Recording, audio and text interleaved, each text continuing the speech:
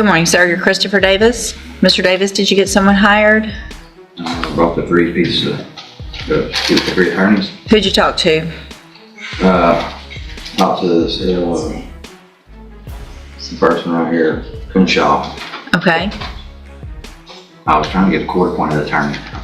What other 2 did you talk to? Judicial Village and Brad Jones Jr. You actually talked to those people? Talked to Crenshaw's office, but couldn't get a hold of him. I mean, he was supposed to call me back, but I thought I was going to get a court-appointed attorney. Well, when you were here last time, I told you had to work on trying to hire your own lawyer, and you needed to actually speak with 3 lawyers. Yes, ma'am. So, where's this Mitchell Woods? I didn't speak to him. I just spoke to the one, but I was supposed to bring 3 attorneys up here for you. No, it's not just I'm going to write down 3 names. I said go talk to 3 attorneys, at least 3 attorneys, and try to hire them. It's not just I'm going to give you 30 days and you come back and you write down some names, because Mitchell Woods is probably Clint Mitchell Woods, who is a judge down the hall. So you didn't talk to him as a lawyer. Brack Jones has been retired for many, many years, doesn't practice law. So you didn't do what I asked you to do. Hang on. You didn't do what I asked you to do. And so the result of that is I could put you in jail for not following the court order. It's not just a game to go say I did what you told me to, because you didn't.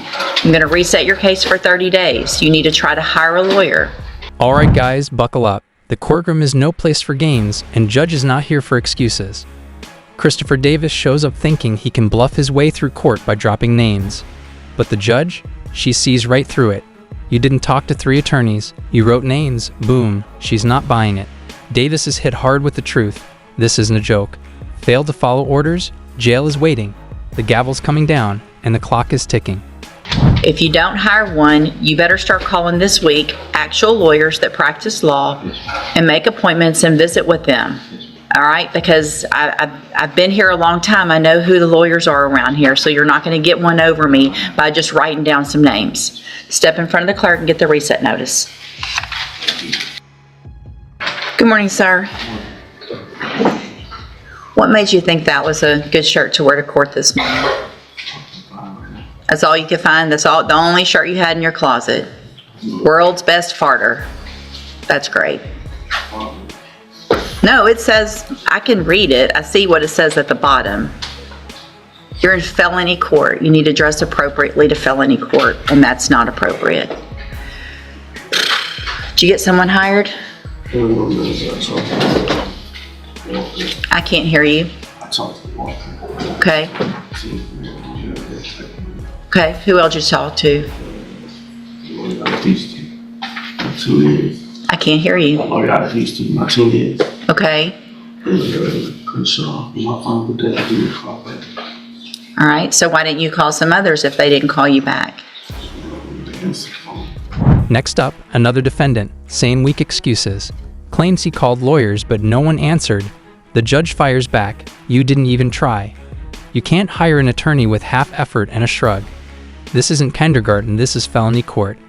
And she's crystal clear. You don't follow orders, your bond's getting revoked. Simple. She's not here to babysit. She's here to enforce justice. No games, no delays, just results. Now that's what courtroom fire looks like. None of them, I don't believe that for a second. None of them answered their phone? Okay. How many others did you call? I can't hear you. That's it. So you called 2 that didn't answer their phone, 1 that didn't call you back, and you didn't think to keep calling and talk to at least 3. You didn't try if you only did that. This isn't that hard. The point isn't, just like you just heard me tell the other guy, the point isn't to play a game and act like you call and write 3 names down. The point is to actually hire someone. And you can't actually hire someone unless you really try. I'm going to reset your case for 30 days. You need to get someone hired, or you need to actually talk to 3 lawyers. And if you have to call 20 to get that done, then call 20. Start this week. Don't wait till the week before court, because they are in court. These are just normal common sense things, right? All right, step in front of the clerk. If you don't do that, the next time your bond will be revoked and you'll go back to jail. Boom, another twist. A guy strolls into felony court with a shirt that reads, "World's Best Farter." You can't make this up. Judge is done being polite.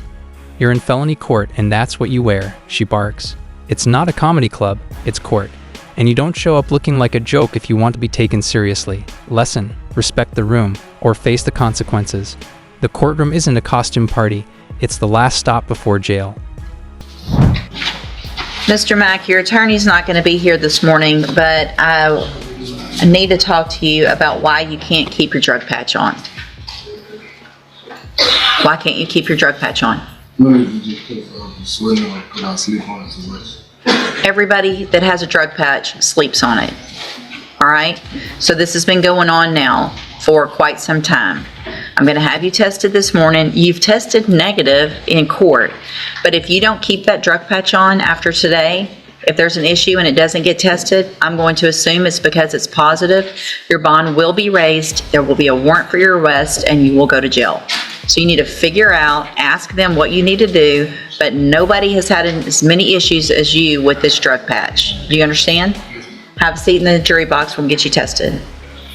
So you tested negative. Do you have the patch on right now? Okay.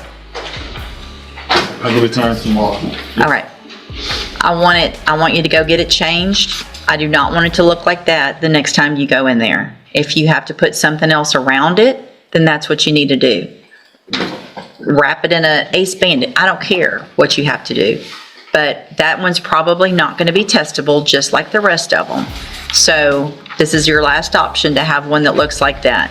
Figure it out or your bond's going to be raised. Understand?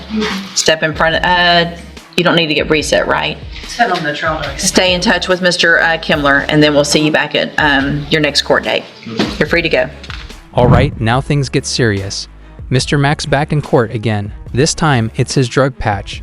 Claims he can't sleep with it on. The judge? Not buying it. Everyone else manages, why can't he? She's heard every excuse in the book, and Mack's reading the same page over and over. One more screw-up, and it's straight to jail. No mercy. Figure it out, she snaps. And you know what? She's right. Court isn't for soft stories, it's for accountability. All right. Good morning, sir. How are you? Good. And you're Mason Crooks? And Mr. Crooks, you're on probation for theft of property, a third-degree felony. And I received an administrative hearing. So you've been charged with, it looks like another offense of assault, family violence maybe. But it looks like they're not pursuing that. Oh, is that still the position? Are you working? Why aren't you working? The state of Texas took my driver's license away because I take seizure medicine. So do you not live anywhere where you could get to a job? Job applications out to the tire shop and driver house to where I can work now. We haven't had a deal for about Any west? It has, and we can ask Mr. Brown, it has been a problem.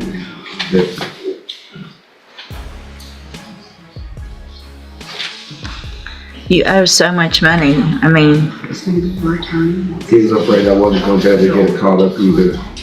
I know. I mean, He maybe told me Updated financial. the other man's going to buy a property when it gets finally cleared for now to bulldozers there. I think the thing of it is, Judge, is that Mr. Crooks, he's been on probation for 2.5 years now, being courtesy supervised over in Orange County, and he seems to be coming up with every excuse in the book. And Orange County is just at the point where they're just tired of dealing with it, and they're almost ready to return his case back to Jefferson County. Based off of the offense, that is his uncle. right. And so we submitted an order of amended conditions, so, you know. The no contact. I got that.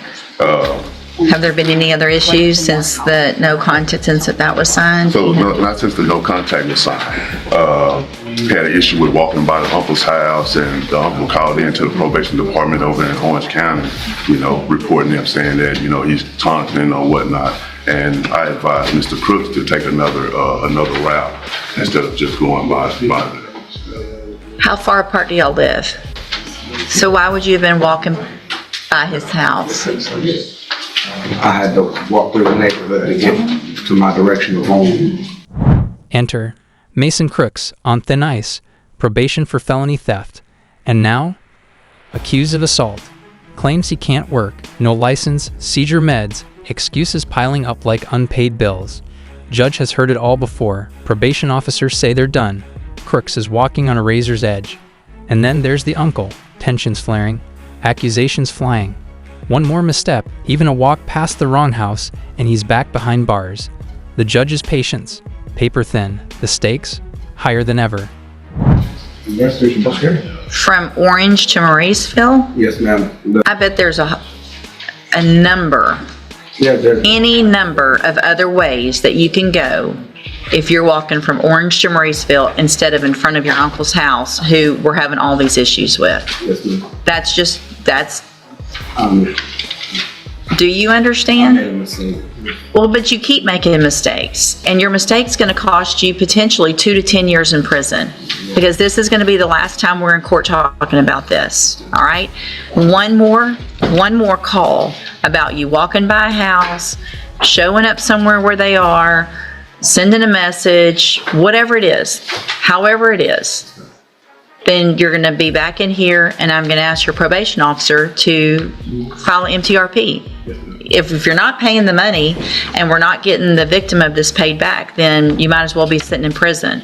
So it's time for you to get busy. You've been on probation for 2.5 years, and from this point forward, it is not going to go like it has been. There's not going to be an excuse for everything. Figure it out. Walk, get a bicycle, get a job, and start making payments. I don't care where you're working. Get a job. Figure it out. Thank you. Make a budget. I want that done quickly. I want you to have a job quickly, and I want you to start making payments, because what happens is if you don't start doing everything you're supposed to, Orange is going to send your case back to Jefferson County. If they do that, 2 options. 1, a motion to revoke your probation because you can't do what you're supposed to over there. 2, you're going to have to come over here and report and do everything in Jefferson County. So if transportation and all of that's an issue with just getting around locally, it's going to be a big issue if you have to come back here. I understand. Thank you. All right, this is it. You're on 0 tolerance at this point. Get it all taken care of, or you're going to be right back in here. Yes, ma'am. All right, thank you. Thank you, sir. Thank you, Mr. Final warning, 0 tolerance. Judge slams down the message. One more call, one more excuse, you're in prison. This isn't just courtroom drama, it's life-altering reality. Crooks has 2 choices, shape up or lock up. No more walking the line. He needs a job, a budget, and some damn responsibility. Figure it out, she shouts. And that's the theme here. No one's coming to save you. It's time to hustle or get hauled off. This is justice, raw and unfiltered.